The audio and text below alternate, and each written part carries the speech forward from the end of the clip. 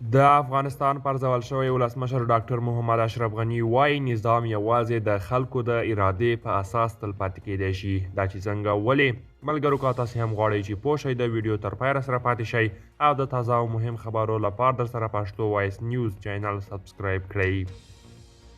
اشرف غني وایي نظام یوازې د خلکو د ارادې په اساس تلپاتې کیدی شي. د افغانستان پخوانی ولسمشر محمد اشرف غني وایي تاوتریخوالی او د عمل سختوالی په افغانستان کې ثبات نشي راوستلی او یوازې هغه نظام چې د خلکو د ارادې په اساس منځته راغلی وي تلپاتې کیدی شي. ښاغلي غني خپل پیغام کې ویلي چې افغانستان په تیرو 40 کلونو کې شاته پاتې شوی دی. د هغه په خبره د ژوند، دین، مال، ټولنې، منطق او دلیل څخه ساتنه د اسلام له نظره د امنیت 15 اصول دي او که چیرې امنیت او خوندیتوب دغه اصولو په اساس رامنځته نشي د امنیت او خوندیتوب هر ډول ادعا به بې پایلې وي. د افغانستان پخوانی ولسمشر محمد اشرف غني په خپل پیغام کې سیاست او حکومتدارۍ ته هم اشاره کړې ده. نظام یوازې د خلکو د ارادې په اساس تلپاتې کیدی شي. له هغه نه بغیر ستونزې او تحرکات رامنځته کیږي. ښاغلي غني د افغانستان د خلکو ترمنځ پر ملي یووالي هم ټینګار کړی دی او ویلي یې دي چې یووالی باید په عمل کې رامنځته شي. دغه یووالی له مشورې پرته، له بحث پرته او له آزاد انتخاب پرته نشي رامنځته کیدی.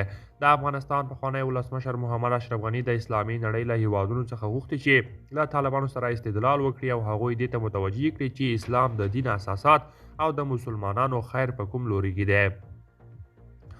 دا پر اسې حال کې ده چې طالبانو تر دې مخکې ویلي چې په ټول هیواد کې امنیت ټینګ کړی او د قدرت جزیرې یې له منځه وړي دي.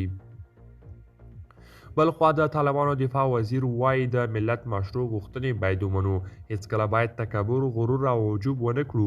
په هر وخت کې باید د ملت مشروع غوښتنو ته لبیک وایو. په افغانستان کې د طالبانو د حکومت چار سنبالی دفاع وزیر مولوي محمد یعقوب مجاهد د طالبانو د نظام د پایښت د ملت د مشروع غوښتنو له پوره کولو سره وتړه.